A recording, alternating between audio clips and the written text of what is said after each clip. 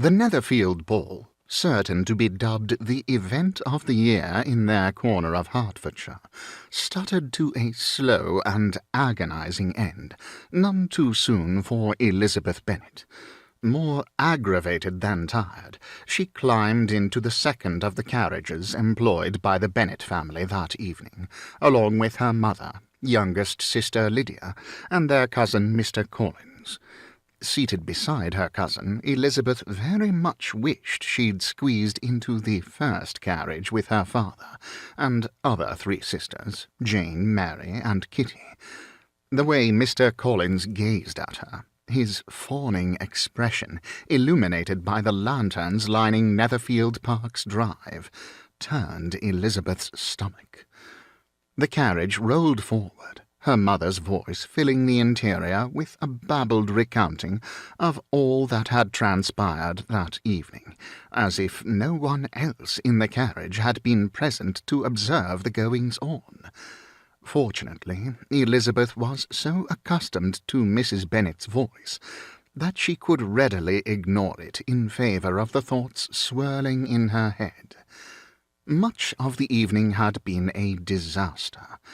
The man Elizabeth had most wished to dance with, her new acquaintance, Mr. Wickham, had made no appearance. Mr. Bingley had invited all the officers from the militia recently stationed in Meryton, and all but Mr. Wickham had come. He'd excused himself to London, with no real word of why, or when he might return.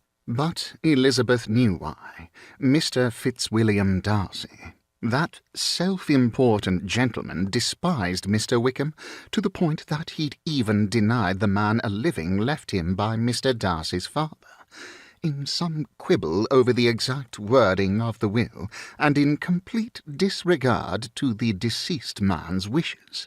Mr. Darcy treated Mr. Wickham with even more disdain than he showed the rest of those who he felt beneath him, a designation he applied liberally in Hertfordshire, in so far as Elizabeth could tell.